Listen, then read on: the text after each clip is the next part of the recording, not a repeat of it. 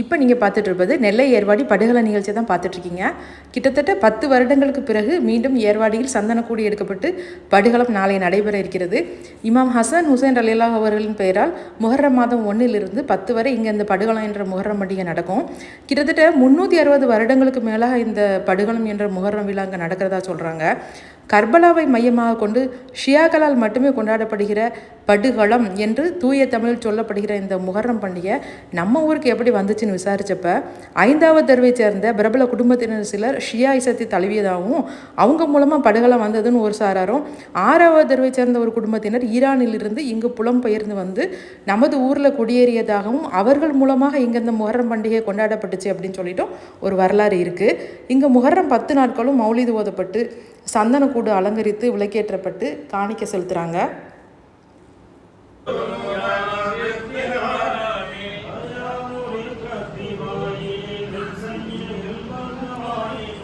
ஏர்வாடியின் மிகப்பெரிய தெரு தான் இந்த 6ஆம் தெரு. இந்த 6ஆம் தெருவில் தான் முஹர்ரம் பண்டிகை நடைபெறுகிற இந்த சாவடி இருக்குது.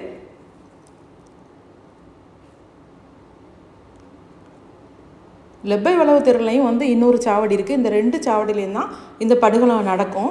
இதுதான் லெப்பை வளவு சாவடி.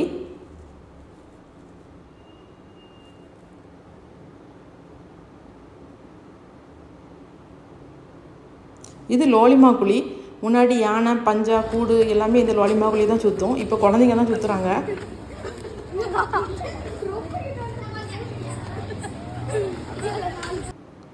நம்ம ஊரில் இந்த படுகளம் முந்தைய காலங்களில் எப்படி நடந்துச்சு அப்படின்னு சொல்லிட்டு 6வது தெருவை சேர்ந்த ஒரு சிலர்கள்கிட்ட கேட்டோம். தாத்தா, அந்த படுகளம் வந்து நம்ம ஊரில் வந்து 360 வருஷத்துக்கு மேலே வந்து நடந்துகிட்ருக்கு. அந்த காலத்தில் வந்து அவ்வளோ ரொம்ப விமர்சையாக நடக்கும்னு சொல்லுவாங்க. அதுலேயும் உங்கள் வீட்டில் தான் வந்து உங்கள் ஃபேமிலியில் தான் வந்து இந்த படுகளம் வந்து எடுத்தாங்க. மூலியப்பா வந்து உங்கள் மாமா அவங்க தான் வந்து முன்னாடி வருஷக்கணக்கில் வந்து படுகளம் எடுத்துகிட்டு இருந்தாங்க. அந்த காலத்தில் நீங்கள் சின்ன வயசாக இருக்கும்போதெல்லாம் அதுக்கப்புறம் சரி எப்படி நடந்துச்சு இந்த படுகளம் அப்படிங்கிறது? இந்த படுகளம் நல்லா சிறப்பாக நடந்துச்சு. குதிரை வரும், யானை வரும், ஏழாம்பிரிலேருந்தே எல்லாம் வரும். வந்து 6ஆம் தெரு ஃபுல்லாக அந்த தொங்கல்லேருந்து இந்த தொங்கல் வரைக்கும் நல்ல கூட்டம் ஜெய் ஜெயின்னு இருக்கும்.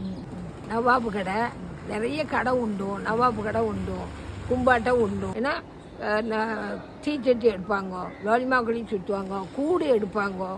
9 அன்னைக்கு கூடு எடுத்து 10 அன்னைக்கு கூடு எடுப்பாங்க. அவ்வளோ சங்கையாக இருக்கும். இந்த 6ஆம் தெருலே தான் இருக்கீங்க வருஷக்கணக்கில். நீங்கள் பிறந்து வளர்ந்தது எல்லாமே 6ஆம் தெரு தான். இங்கே நீங்கள் சின்ன பிள்ளையாக இருக்கும்போது படுகளம் வந்து எப்படி நடந்துச்சு, எப்படி இருந்தது? படுவாளம் என்னன்னா, எனக்கு முன்னாடியே 300 வருஷத்துக்கு மேலே படுவாளம் நடக்குது. எனக்கு இப்போ 62 வயசு ஆயிடுச்சு. இது நிப்பாட்டி ஒரு 10 வருஷம் வந்து நிறுத்திட்டாங்க. நல்லா இருக்கும். மயிலாட்டம், ஒயிலாட்டம், ராட்டினம், வாசலில் கடைங்க, ஸ்வீட் கடை, அனைத்து சமுதாய மக்களும் வருவாங்க. சுற்றிப்பட்டு 18 கிராமம் வரும். ரொம்ப சங்கையாக நடக்கும். கூட்டம் அவ்வளோ கூட்டமாக இருக்கும். 7ல் பஞ்சா எடுப்போம், குதிரை வரும். 10ல் வந்து சந்தனக்கூடு தூக்குவோம். அவ்வளோ சிறப்பாக இருக்கும். வந்து லோலிமா குழி தோண்டுவோம். அதில் வந்து நெருப்பு போட்டு பூ குளிப்போம். இந்த சமுதாய மக்கள் தான் நிறைய வருவாங்க. எங்கள் ஊரை சுற்றி நிறைய ஊர் இருக்குது, சின்ன சின்ன கிராமங்கள். காலையிலே வந்துடுவாங்க சாப்பாட்டை கேட்டுக்கிட்டு. எல்லா மக்களும் அண்ணன், தம்பி, மாமன், மச்சான், அக்கா, தங்கச்சி மாதிரி தான் நாங்கள் இருக்கிறோம். ரொம்ப சிறப்பாக இருக்கும். அந்த முஹர்ரம் பண்டிகை கவர்மெண்ட் லீவு. முஹர்ரம் பண்டிகை அன்னைக்கு இப்போ கவர்மெண்ட் லீவு, சந்தனம் கொடுத்துருக்குற அன்னைக்கு அவ்வளோ கூட்டமாக இருக்கும்.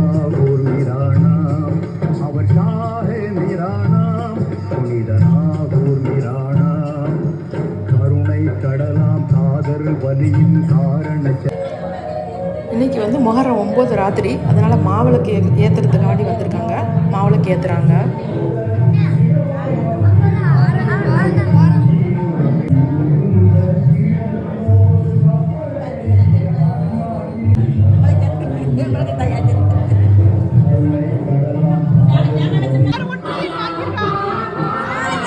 அப்படி ஒரு குசி.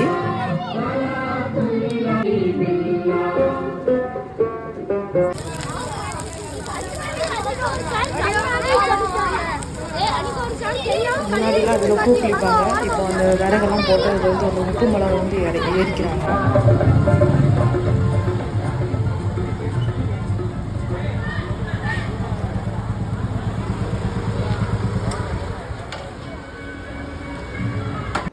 அனைத்து மக்களின் சுதந்திரம் மற்றும் தனிமனித உரிமையை பாதுகாக்கும் இந்திய அரசியல் சாசனத்தின் சட்டப்படி ஏர்வாடி ஊர் மக்களின் மத உரிமையான முகரம் சந்தனக்கொடி எடுப்பதற்கு மெட்ராஸ் ஹைகோர்ட் வந்து மதுரை பெஞ்ச் தனது தீர்ப்பின் மூலம் அனுமதி அளித்து மத சுதந்திரத்தை வந்து உறுதிப்படுத்தியிருக்காங்க.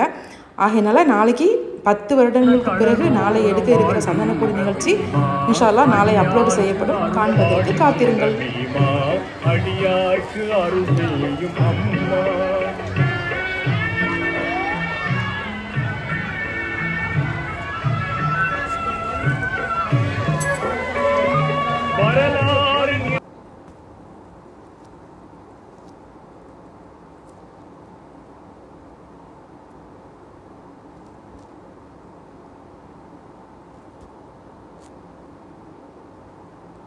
போதினரே ஆர்வமுடன் நாடும் அன்பு கொண்டு மேலும் அழகாகவே முறையாகவே தினம் கூறுவோமே, அழகாகவே முறையாகவே தினம் கூறுவோமே.